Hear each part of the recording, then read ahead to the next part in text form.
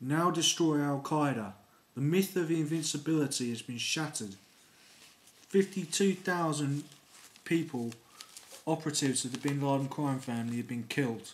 Bin Laden has been killed. Zakawi may soon be killed. The situation for ALQueada is catastrophic, and the situation for the West is triumphant. We have killed their number one target. Osama bin Laden, leader of the Bin Laden crime family and a leader of Al-Qaeda. There is no one else in this world more responsible for the destruction of the Twin Towers on 9/11 than him. He has killed thousands and thousands of people and thousands of families. He is the murderer of nations. What does the Times have to say on the subject? I will now read from the Times. America will now use the death of Osama bin Laden to pummel and smash Al-Qaeda, the White House pledged, by Martin Fletcher. The White House plans new assault on the terror group, and intelligence treasure trove was inside bin Laden's hideout.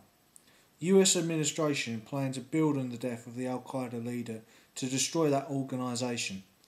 John Brennan, President Obama's senior counter-terrorism advisor, said yesterday, "We are determined to do so, and we can believe we can. It will be assisted by what Liam Panetta, the CIA director, called an impressive amount of material, including computers, DVDs and documents seized from bin Laden's compound during the raid by US Navy SEALs. Only Western soldiers are so precise."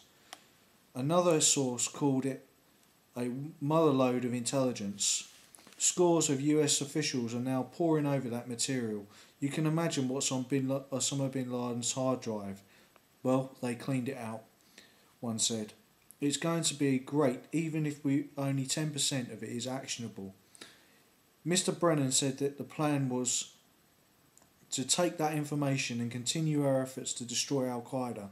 The priority was to foil any terrorist plot in the pipeline, then see whether or not their leads are to other individuals within the organisation. The White House was facing growing pressure to release photographs of bin Laden's body to prove that he was killed during Sunday's raid. Mr. Panetta said last night that officials were discussing how best to do this, but I don't think that there was any question that ultimately a photograph would be presented to the public.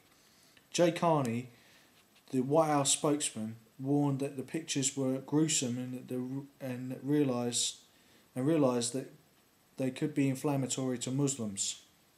So was the burial at sea. Bin Laden was shot above the left eye. The administration is aware of the need to scorch conspiracy theories spreading through the Islamic world that bin Laden is alive and that the US has faked his death. Well, the story continues on page 6. The Taliban in Afghanistan said that America had not provided any acceptable evidence that bin Laden was dead, describing the claims as premature. The White House was considering the release of a photograph of bin Laden's body taken while he was being buried at sea more than 10 hours after the raid in Abbottabad. At that stage, his body had been washed and shrouded in accordance with Islamic law. Officials are also considering the release of video footage shot by cameras mounted on the SEALs' helmets. David Cameron told the House of Commons yesterday that bin Laden's death was a strike at the heart of global terrorism and derided the Al-Qaeda leader as a man who encouraged others to make the ultimate sacrifice, while he hid in the comfort of a large expensive villa in Pakistan.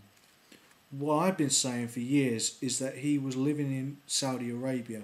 I was wrong that he was or Pakistan, and it turned out that he was living in Pakistan. The British Prime Minister also hinted at a more rapid withdrawal of British troops from Afghanistan than the target date of 2015.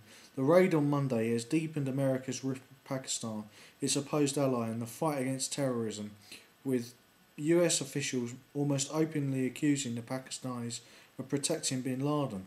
Also, what I've been saying for 4 years is that the bin Ladens have been running the ISI and from from their base in Saudi Arabia and Yemen, and that Osama bin Laden, was an offshoot branch which controlled their private army, ALQueada. Mr. Panetta said that Pakistan was not told of the planned assault because any efforts to work with the Pakistanis could jeopardise the mission. They might alert the targets. So the Americans know. Carl Levin, the chairman of the Senate Armed Services Committee, said that Pakistan's intelligence and military had a lot of explaining to do. Dianne Feinstein, the head of the Senate Intelligence Committee, gave a warning that Congress might cut the $1.3 billion aid package given to Pakistan each year if it proved that Islamabad knew where bin Laden was hiding. The US and Britain are investigating how bin Laden could have escaped detection for 6 years while living in Atabad, a town that bristles with military facilities and is only 35 miles from the Pakistani capital. Could Atabad been really the heart of the Pakistani regime, led by the bin Laden crime family? I believe so. Mr. Cameron told MPs that bin Laden had an extensive support network in Pakistan and searching questions were in order. President Zadar of Pakistan denied that his country sheltered terrorists, describing it as the world's greatest victim of terrorism in an article in the Washington Post.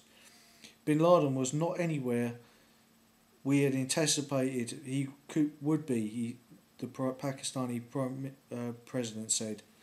A Spanish paper, La Vanguardia, cited Saudi intelligence sources as saying that bin Laden left a will in which he ordered his closest military confidants to avenge his death if he were killed, and apologised to his 5 wives and 20 children for his neglecting his role as a father.